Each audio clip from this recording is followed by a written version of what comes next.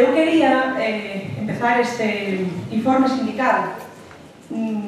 dicíndovos unha cuestión para mí moi sentida e creo que na medida en que a comparta con vos así tamén vai ser por todos e todas nós. Alguén dixo fai algún tempo que hai dúas clases de vida, non? A vida que morre e a vida que trascende. Ben, pois eu hoxe aquí quería empezar este informe sindical de actividade destes últimos 4 anos recoñecendo a vida que trascende de compañeiros que deixaron de estar presentes con nós, pero que a súa vida trascende para nós e para todo este país. A vida de Mariano Lema, a vida de Leopoldo López Rego e tamén a de Nicanor de Manzanera, xunto ca de outros moitos e moitas compañeiras as que non sei poñerle nome, pero que seguro que hai nestes 4 anos que nos deixaron físicamente, pero que son vidas que nos trascenden a todos e cada unha das persoas que estamos aquí. Trascenden na memoria colectiva deste país, trascenden polo seu compromiso, polo compromiso social que tiveron e pola entrega, polos debates que plantexaban e polos seus posicionamentos. Trascenden porque seguirán na memoria de moitas e moitos de nós, e porque seguirán como patrimonio dun sindicato, dun sindicalismo de loita e de futuro, o Sindicato Labrego Galego. Pídovos en este momento un aplauso para esas vidas que trascenden.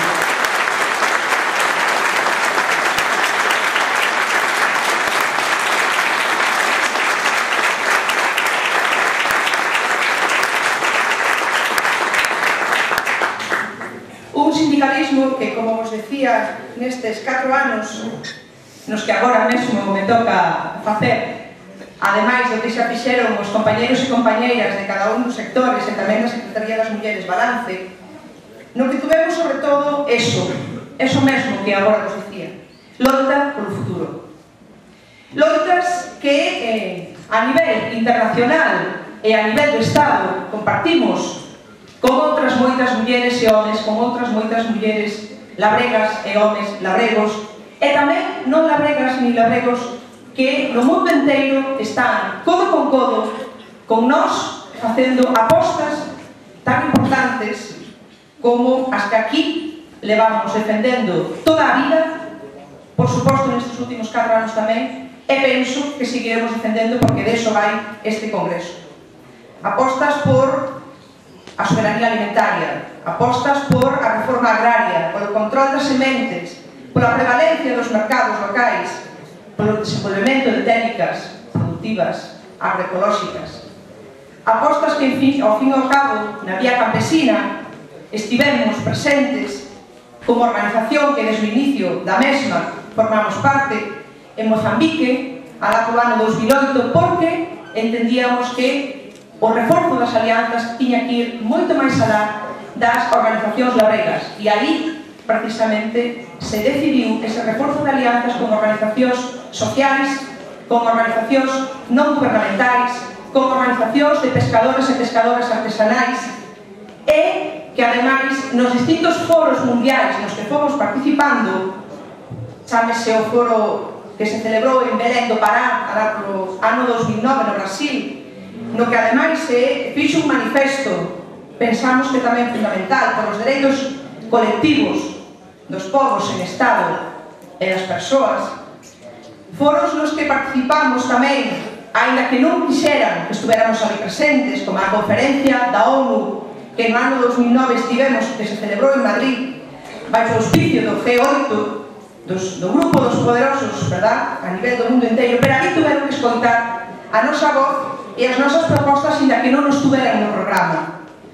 A voz e as propostas en contra do que estaban trazando organismos que para nós e para todo o mundo, para toda a ciudadanía, están sendo sumamente lesivas porque nos están aniquilando, xa non digo só como labregos e labregas, sino tamén como persoas que pensamos, que temos dereito a pensar e a defender outra maneira de entender o mundo. Tamén estivemos no Foro Mundial da Auga, aínda que non físicamente presentes, Foro Mundial que xa no ano tamén 2009, en Turquía se celebraba en lo que xa denunciábamos como membros da vía campesina a privatización e a mercantilización de un ben tan preciado como a auga que aquí a día de hoxe sabemos moi ben xa que está tamén en marcha. Estivemos tamén en este tempo en foros tan importantes donde escoitaron a nosa voz, quixeran ou non quixeran, con propostas dos labregos e labregas deste país e de todos os países do mundo, sí, pero tamén cos de este país, cos de Galiza. Esa participación na FAO, na que a compañeira Isabel, que acaba de falarnos, defendeu a agricultura labrega como modelo único posible frente á fame no mundo.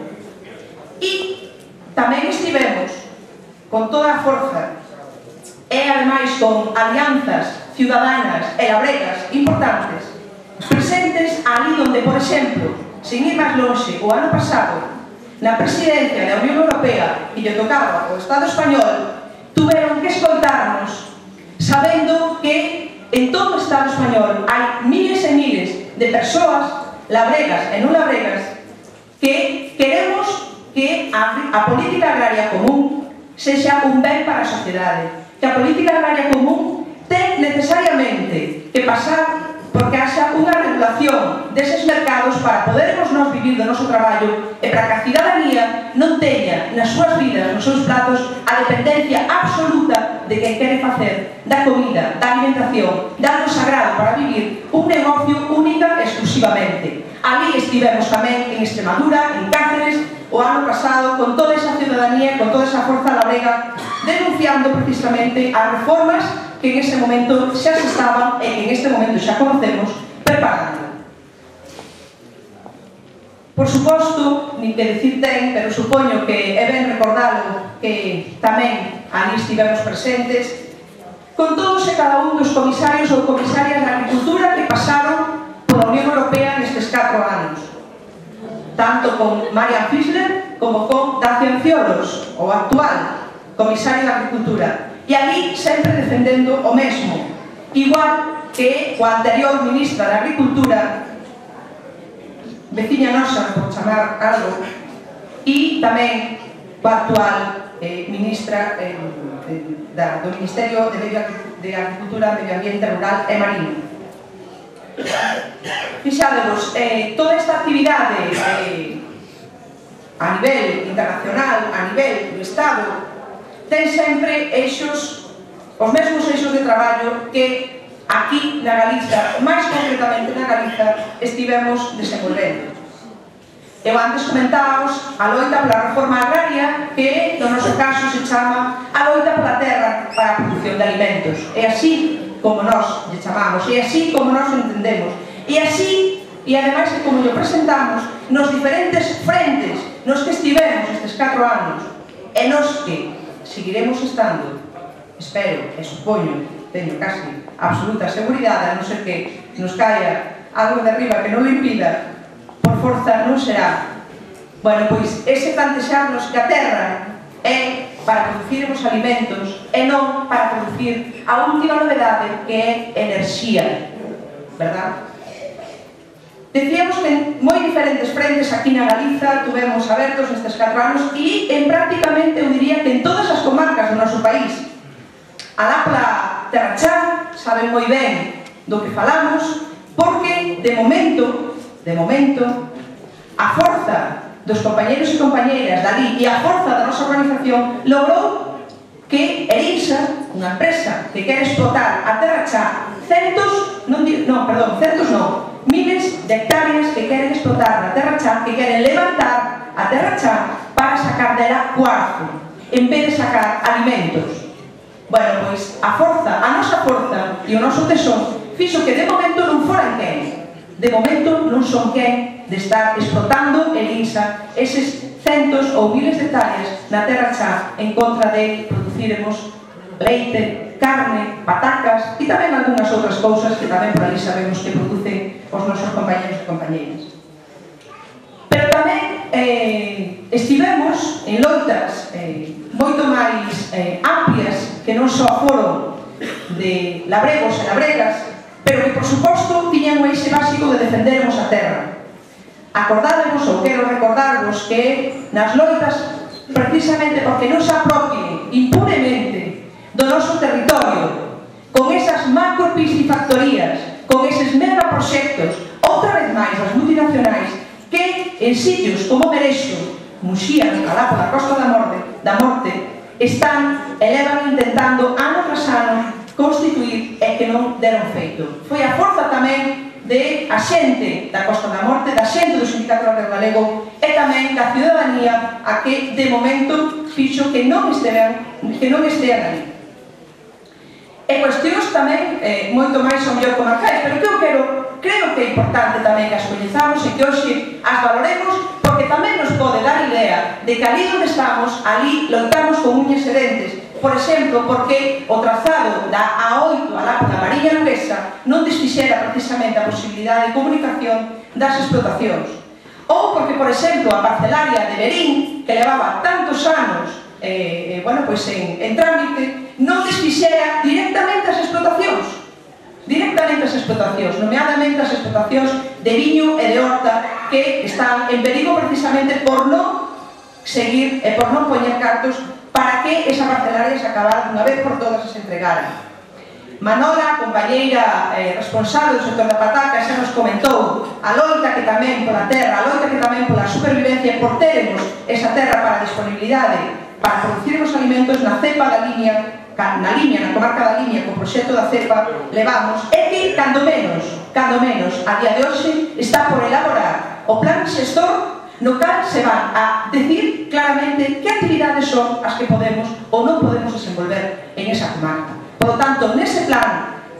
xestor é onde tamén temos que estar absolutamente presentes e absolutamente con forza para defender que tamén ali na liña se nos deixe seguir producindo patacas, cereais ou outras todas as producións que moitos tamén compañeros e compañeras ali teñen. Eu,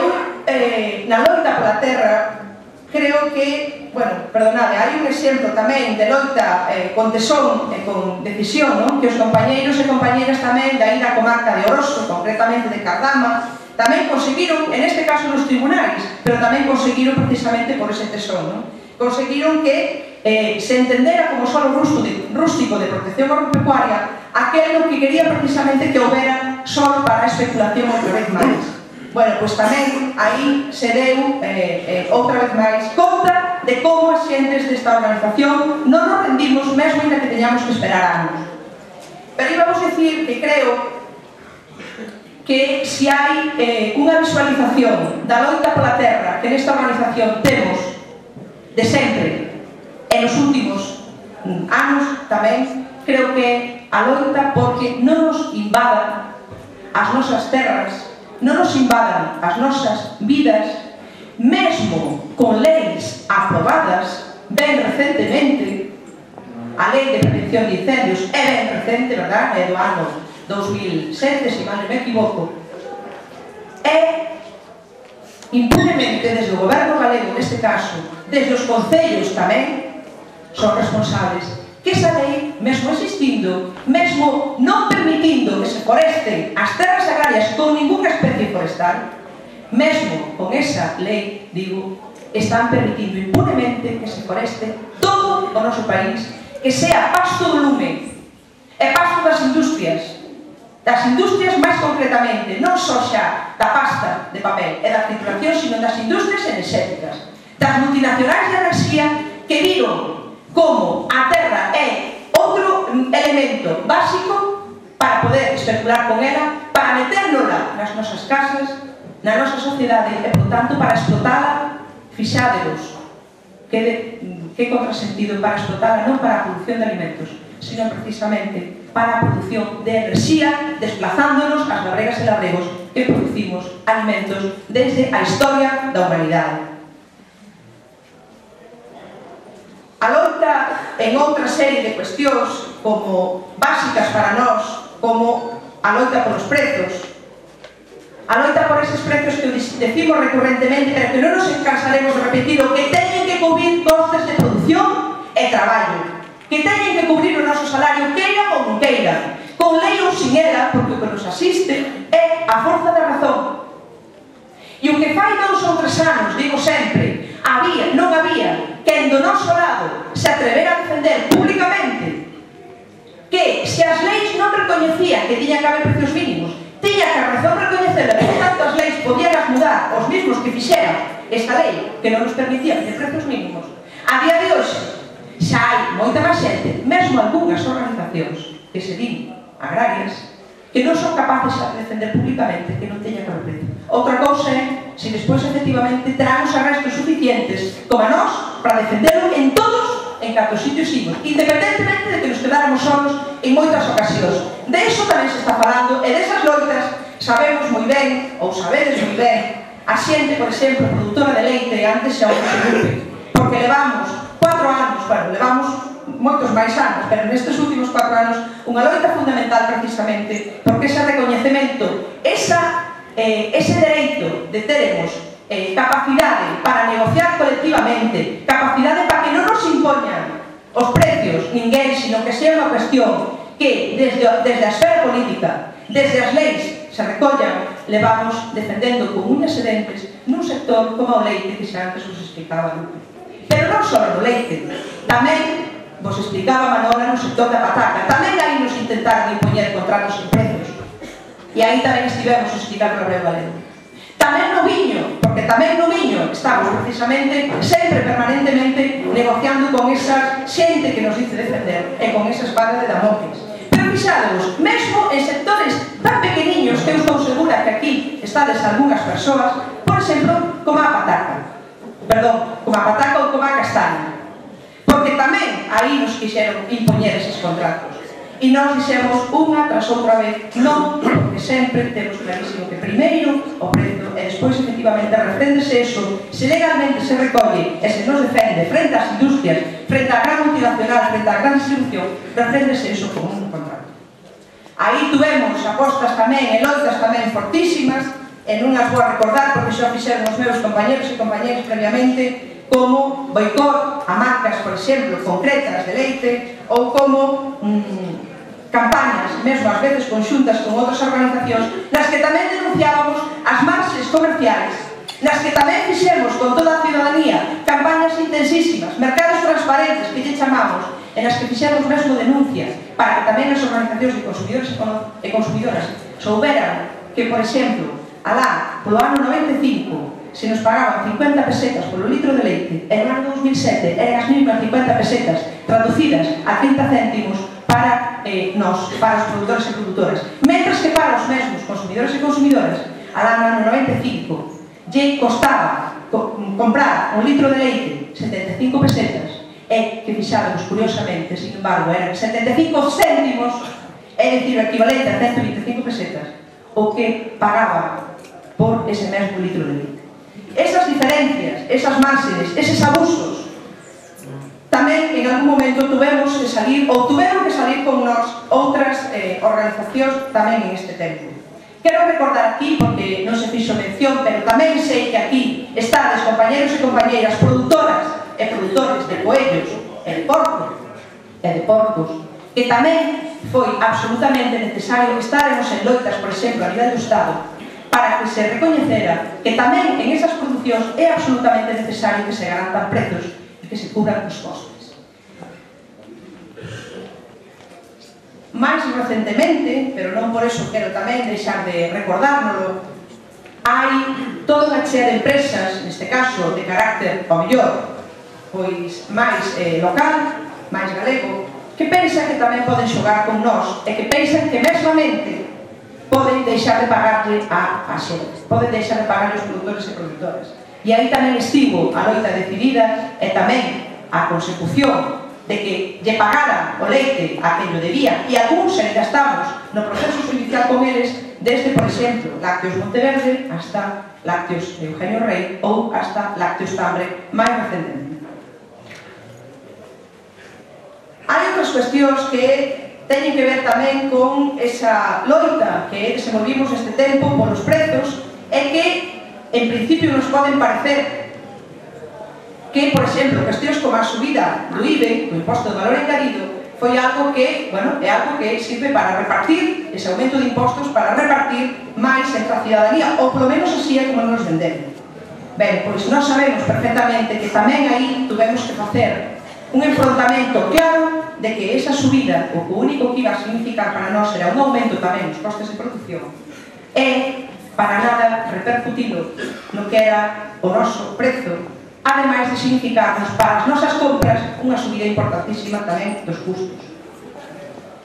Quero tamén recordarnos que hai algún tipo de cuestión que, por pequenos pasos que son, eu creo que non temos que deixar de pensar, de saber que son pasos importantes. E aí está a publicación mesmo, o ano pasado, de unha lei de morosidade a nivel de todo o Estado que obriga as industrias por lei, e por tanto podense levar aos tribunais, obriga as industrias por lei a pagarnos os produtos en un prazo máximo de un mes,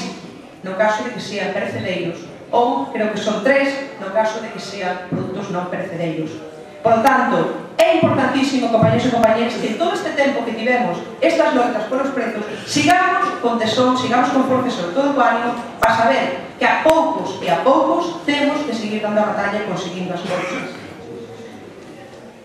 Hai outros frentes de loita, como a loita polas sementes, como un eixo básico, verdade, para a soberanía alimentar, que tamén estivemos desenvolvendo nestes anos. A constitución de a plataforma de Galiza anti-transxénicos foi algo que sin o noso apoio e a nosa aposta non se tería dado. Foi tamén unha loita porque se declarase a Galiza como territorio libre de transxénicos, que a día de hoxe non se conseguiu, mesmo tendo a oportunidade aqueles que decían que tanto nos defendían. Sabendo, ademais, que en países, por exemplo, como en Francia, acababa nese momento, no ano 2008, de prohibirse o millo transxénico de Monsanto MON 810. Ou sabendo tamén que en países da Unión Europea, mesmo sendo aprobada unha pataca transxénica, a pataca Anflora, a variedade Anflora, había países que tamén tiñan claro que non iban a apostar por ela, e por tanto aquí era ben claro e ben decidido que se podía apostar por o mismo. Mas isto non foi así. Mesmo non foi así na medida que tivemos que salir pedindo que se fixeran públicas as fincas onde se estaba experimentando na Galiza con transxénicos. Mesmo eso non querían ni siquiera facer público. E o noso traballo nos costou. E cando soubemos onde estaba, alá fomos precisamente a onde estaban as fincas, alá fomos precisamente a facer asambleas por todo o país para que todos e todas nós soubéramos o que eso significaba de ataque aos labregos e labregas. E tamén, por consecuencia, de ataque á cidadanía. Pero en primeiro lugar, tamén de ataque aos labregos e labregas. E acordarédesvos que a raíz de todas esas asambleas foi precisamente polo que decidimos facer esa campaña intensa de que non temos que comprar sementes de millo transxénico, ainda sabendo que hai moitas limitacións para podermos facer moitas veces, e mesmo para podermos dar de comer ao noso gando. Alá participamos tamén en este marco en movilizacións estatais con miles e miles de personas, tanto en Zaragoza como en Madrid. Eu quería, facendo un percorrido por estas loitas, e deixei para o final expresamente dúas moi concretas. A loita por algo que é básico tamén para a vida, igual que os alimentos, que é a loita pola auga. Na nosa organización sabedes que nos atopamos o ano pasado nos nosos fuciños ca publicación da Lei de Augas de Galiza. E agora xa neste ano presente ca publicación do decreto, ca preparación do decreto, en este momento xa publicado, que regula o estatuto que regula a empresa, porque hai que chamar así claramente a empresa Augas de Galiza, inda que queira disfrazar de empresa pública, que curiosamente logo nos seus estatutos recoñece que pode esa empresa Augas de Galicia formar parte ou mesmo incentivar sociedades de tipo mercantil para xestionar a nosa auga. A boca aberta é como se quedaban todas as persoas que as que fixemos. Non quero exagerar, pero atrevo a dicir que centos de asambleas, non só no seno do Sindicato Obrero Galego, sino por toda a ciudadanía deste país, que nos pedía que fóramos a explicar que é o que estaba pasando e que supoñía esa lei de augas. Porque tamén fomos esta organización as que puxemos os puntos sobre as is, e que a cuestión central era precisamente a que nos convocou este ano, en marzo, na Quintana, a miles de personas dicindo que a auga non é unha mercadoría, que a auga é un dereito básico para podermos vivir e para podermos producir alimentos. E, polo tanto, que non se pode privatizar. Tamén foi a nosa organización, compañeros e compañeiras, a que precisamente tuvo que mobilizar a sociedade. E sigue neste momento mobilizada. E sigue neste momento pendente do que unha organización labrega como a nosa, digamos, e informemos, e sobre todo, e con transparencia, teñan clara información de cando teñen pensado empezar a aplicar o socano. Por moito que lle dixeran na televisión previo ás eleccións municipais que non iba a haber carne para o rural. Mentiras que xa sabemos que cando teñen que escribilas precisamente os escritos ou no papel como a banda de todo o que lle poñan, non se atreveron ni siquiera a poñer que no rural non iban a cobrar o cano. Non o puxeron, compañeros e compañeros, por moito que lle prometeran e por moito que mesmo saliron tamén por aí adiante algunhas organizacións dicindo que xa conseguiran que o cano para o medio rural non se aplicara. Eu sempre convido a calquera que busque no regulamento de aplicación do cano da auga de Galicia, que busque donde pon que no rural non se vai a aplicar. Ben, pois decíamos que esa loita tamén pola auga e a loita polos servizos públicos e de proximidade, porque hasta aquí tamén tuvemos que chegar a afondar. Fixeronse unhas directrices da Ordenación do Territorio na Galiza que o ano pasado foron aprobadas, que precisamente o que deseñan é que os poucos servizos públicos que nos vayan quedando estean nas cidades e nas cabeceiras de comarca. En lo rural, cada día teñamos, a parte de perda en xeral de toda a ocupación deses servizos públicos, cada día teñamos menos servicios e cada día estén máis aloxados de todos e todas nós, polo tanto, das nosas necesidades. En esas directrices, tamén tendo en conta delas, supoño polo que acabamos de coñecer fai estes días, unhas directrices que, por exemplo, fan que as farmacias de guardia no rural teñen xa que estar abertas, que a atención para as persoas que teñen que ir a tratamentos de algo tan básico e tan grave como son tratamentos de hemodiálisis ou tratamentos mesmo de quimioterapia ou de radioterapia, xa non se pode dispoñer ou non se vai poder dispoñer en breve prazo de ambulancias que nos trasladen ás nosas persoas enfermas, porque tamén iso van a privatizar. Tamén con iso van a comerciar, que a nosa saúde. Pois tamén aí é onde estamos, estivemos e estaremos o Sindicato Labrego Galego. E tamén no que son os servicios para as explotacións. Os servicios para atender tanto o aconsellamento, e aí sabedes da batalla durísima que tuvemos no seu día, xusto que acabar de celebrar o anterior congreso, porque o aconsellamento para as explotacións a través do contrato de explotación sustentable foi un aconsellamento público. Mirade que cousas tan descabelladas decimos que hasta había un organismo público creado que era o Indacal, precisamente para poder facer este aconsellamento. Pois por aí tampouco apostaron. E tamén aí tuvemos que o sindicato unha vez máis facer para a nosa afiliación, porque non imos deixar que a nosa afiliación, que todos e todas vos vaiades a pagarte a empresas privadas, a chiringuitos, e ademais vayan a facer o aconsellamento que para esas empresas privadas é básico para meter nas nosas vidas e nas nosas explotacións cada vez máis todas esas ideas que levan anos envenenando a nosa economía e as nosas explotacións. Podría citar moitos máis, seguramente non exemplos, pero en todo caso é para que teñamos tamén unha referencia todos e cada quen de nós do que foron as nosas leitas nestes 4 anos e, por tanto, do ánimo co que temos que afrontar mañá, ao día seguinte deste congreso, os próximos 4 anos. En este tempo, tendo en conta, ademais, o panorama e as loitas que acabo de nomearvos e outras, seguramente, que non vos nomeei, tanto nas cuestións estructurais como nas campañas concretas ou nas situacións mesmo de tipo conxuntural, estivemos apostando por seguir estando moi activamente facendo as nosas propostas. En boa parte das ocasións, estas propostas que nós facemos, si a nosa organización, as propostas que nós facemos en moitos sitios, en moitos foros, foron plenamente asumidas por outras organizacións sociais, tanto no eido galego como no estatal e no europeo. Neste tempo tamén, compañeros e compañeros, quero que sepades, e despois será obxecto concreto de un punto do orden do día, reforzamos a nosa relación, a nosa colaboración coa COA. Seguindo ni máis ni menos as directrices aprobadas no último congreso, non fixemos outra cousa.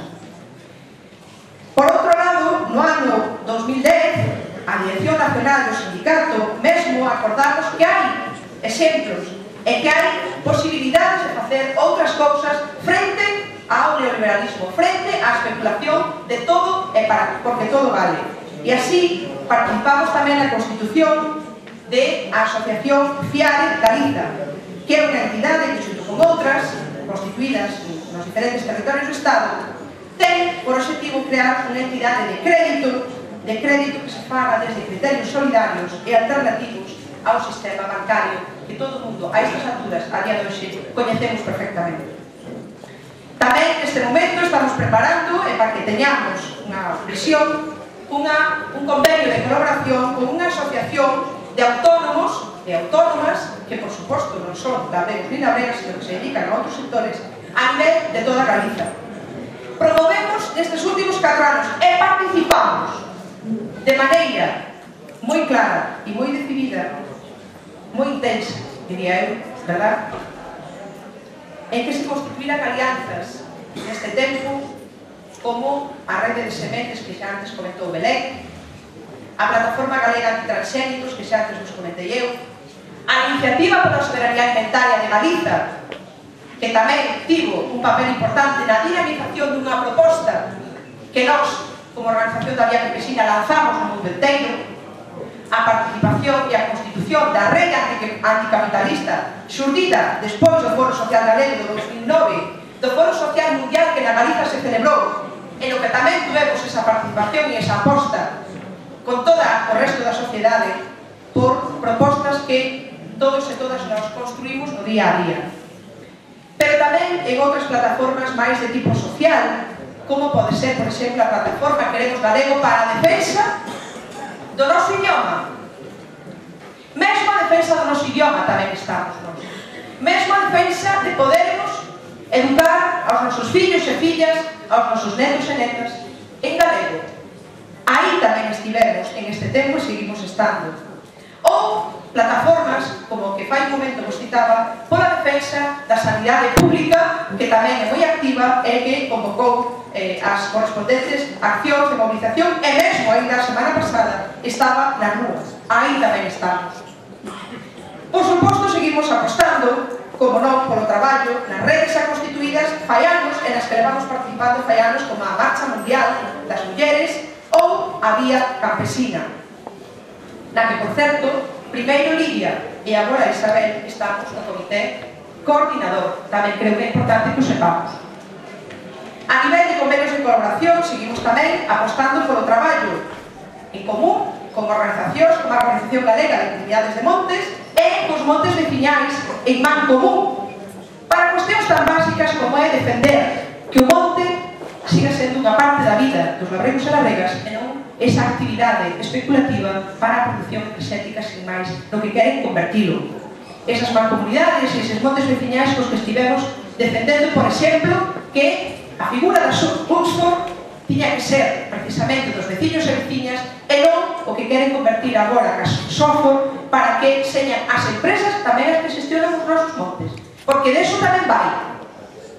estas propostas. Ou cuestións, bueno, pois tan claves como poden ser pois a propia consideración dos montes como bueno, pois sitios ou en vez de ser lugares para desenvolver actividades como empresas e así tamén para loitar, por exemplo, porque non lle cobrarán o IBI alá nos montes de Lugo. Ben, todo este tempo non estivo exento tamén de problemas. Todos os problemas que podedes cada quen de vos sentir nas vosas casas, nas vosas vidas. E que tamén a nivel de alianzas supuxo que a día de hoxe teñamos suspendido un convenio de colaboración que tiñamos, neste caso con a organización obreira, nacionalista, que é a CIGA, e que de maneira unilateral pola súa parte se suspendeu. Nós, tamén quero dicirlo aquí, pensamos que máis debido a estrategias partidistas dentro da propia CIGA que a diferencias ideolóxicas con nós. De todos xeitos, desde esta organización entendemos que eso non debe implicar, pola nosa parte, que non sigamos, que non teñamos que seguir colaborando coa clase obreira galega nin co sindicalismo nacionalista. Nas propostas que fagamos para ter unha sociedade máis viva, para ter unha sociedade na que todos e todas nós, independentemente se nos dedicamos a ser labregos ou labregas ou a ser obreiros ou obreiras, sabemos que é absolutamente un dereito poderemos vivir do noso traballo. Loitas comuns contra a privatización dos servicios e da auga, a loita polo dereito á soberanía alimentaria, a loita contra a expoliación dos recursos como a terra ou como as sementes, ou como o aire, ou como os nosos montes, a loita pola plena igualdade dos dereitos das mulleres, nomeadamente das mulleres labregas, son exemplos do moito que pensamos que nos une, que nos debe unir contra un sistema imperante e polo que xunguiremos esforzos. De iso vai tamén este congreso. Tamén,